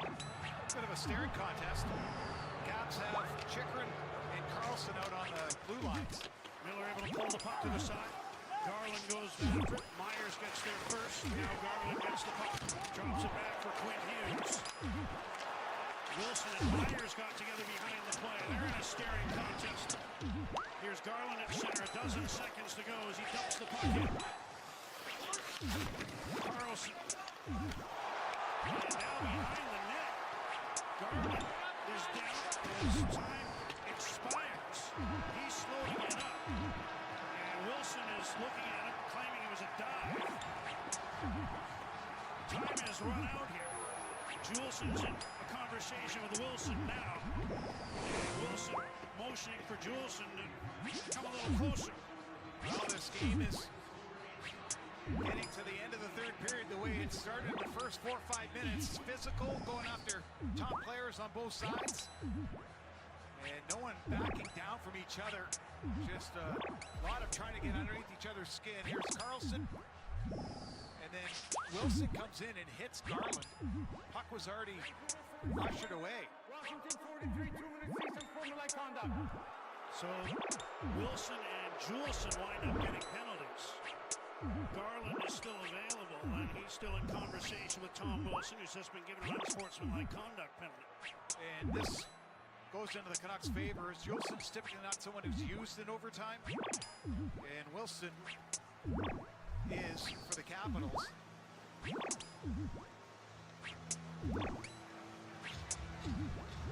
It'll stay 3-on-3 in overtime. No one's going to entertain the entertaining yet crazy notion of playing 2-on-2. 2-on-2 would be fun if you had the puck. If you didn't have the puck, that's a lot of skating. So this is what drew the penalties ultimately at the end. Wilson thought Garland took a dive. Juleson came over to get his 2 cents in. Little shot there, nothing too heavy, but they just continued even after the referee had told them to settle down. Verbal jousting, if you will.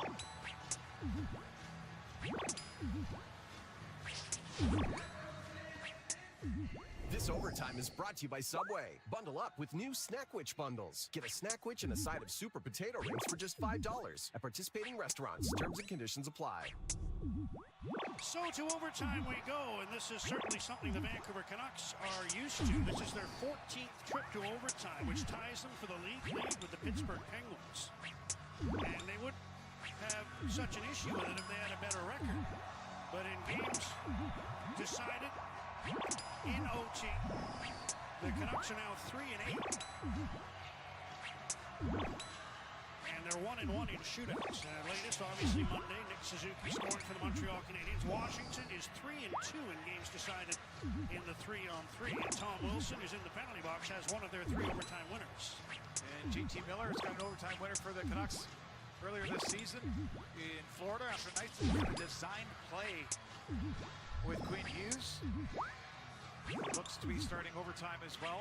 And they are just trying to draw something up at the last moment. Hughes at the bench. There's Miller, who's just had a real involved game. After a whale of a game Monday at Bell Center. 4 points for JT Miller.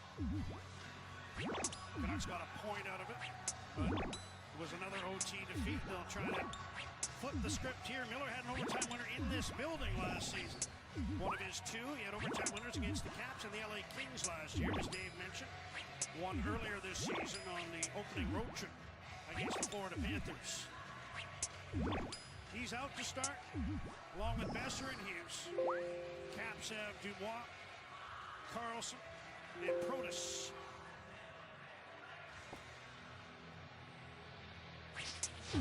Capitals' first ever overtime win came in 1982 against the Canucks. Ben Gustafson scoring after overtime was instituted in the NHL for the first time.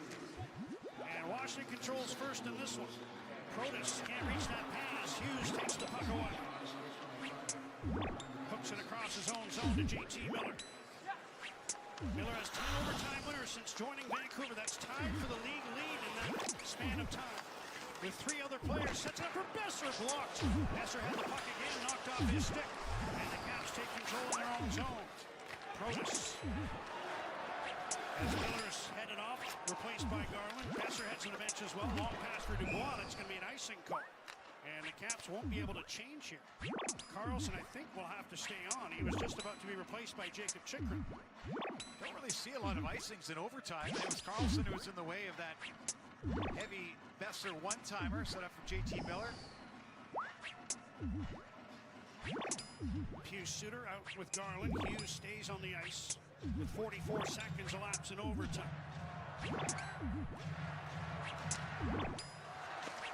Suter forces the puck to the net. Thompson wisely covers it, and now the Capitals will be able to make substitutions and get some fresh legs out there. They'll change all 3 skaters. Bucks will stick with their trio. Suter, Hughes, and Garland. Mentioned JT Miller, 10 overtime winners since he joined the Canucks. And that is tied with Alex DeBrincat, Leon Draisaitl, and Sebastian Aho for the most in that span of time in the entire NHL. Suter on this faceoff against Nick Dowd, who wins it onto the stick of Jacob Chychrun. See if Dowd's going to stay out or if he was just on for faceoff. He's going to head right to the bench. His job is done, and Dylan Strome is over the boards to replace him. Chychrun through center. Working on Suter, the forward. Chychrun shoots, and flashing on the left pad of the glove was Kevin Lankinen. First real bid towards the goaltender of overtime. Besser had his shot blocked earlier. Here's McMichael, who had a bad turnover in that game last year that led right to the Miller overtime winner. McMichael banks one back to Chychrun. Hooks the puck outside the line, and Strome is there to pick it up. Hughes has been out there the entire time. Minute 40 now into overtime. He's going to stay on. Suter gets to the bench, replaced by Brock Besson. Here's Chychrun. Cuts across. Sets it up. Strong! Wedged over top of the goal. Chychrun turning with the puck. And he'll backhand it out to center to allow Washington to maintain control. Chychrun's on a nice run, 20 points in the last 20 games. Here comes Ovechkin. In overtime. Tried a shot that was blocked. Eller hustles after the puck and sweeps it back into his own zone. Hughes is going to get to the bench. Caps with a quick up. Here comes Carlson. Gets by Besser. Puts it in front of Ovechkin. Kicked out by Lankinen. Could have been goal number 20 on the season right there. Here's Eller. Drop pass. Dubois. Lankinen the save, and he hangs on. Kevin Lankinen busy the last couple of shifts in overtime, but this game will continue. Well, they get to the puck to the right guy for this Capitals crowd. Coming into the zone, Carlson across, and how many times you've seen that combination? Carlson to Ovechkin to the red light going on, but Lankinen over to his right, making the stop, and Ovechkin has to look up on the big screen and see that save. You saw there, he's got 3 shots in this game. He's had 8 attempts. Strome, Dubois, and Chychrun out for Washington. Miller back on for Vancouver, and Hughes after a very brief breather. With Jake DeBrusk rounding out the trio for Vancouver. Miller banks the puck off the boards, and Hughes takes possession behind his own net. Take it way up, way up. Here Miller directing traffic. They've got something in mind. And he's going to take the drop pass. He wants to have a head of steam through center, I think. Miller into the Washington zone. Wide on Dubois. Puts it in front. DeBrusk blocks. And the Caps get the loose puck. Strome drops it back. Dubois ahead. Chychrun alone. Stopped by Lankinen, who shut the door. Chychrun trying to go between the legs, and Lankinen kept it out. Canucks made a change. Miller went off. Garland came on, and they were exposed on that pass right up to the blue line. Another great stop by Lankinen. Here's Garland into the right wing. Hughes takes the drop pass, makes a move to the outside, now turns back to the blue line. McMichael watching him. Hughes turns again, finds some room. McMichael closed the gap quickly. Hughes once again, and he'll bring the puck outside the line to center. Now he leaves for Connor Garland. Garland leaves for Sherwood. Kiefer Sherwood into the Washington zone. Turning on the near side. Falling down was Chychrun. Here's Hughes, open. Quinn Hughes didn't shoot it, passes back to Sherwood. Fakes the shot. Hughes takes his pass. Minute 10 to go in overtime, and Hughes brings the puck out again. Canucks will start to change. Miller's back on the ice. Miller in on the left wing, shoots, ripped it wide.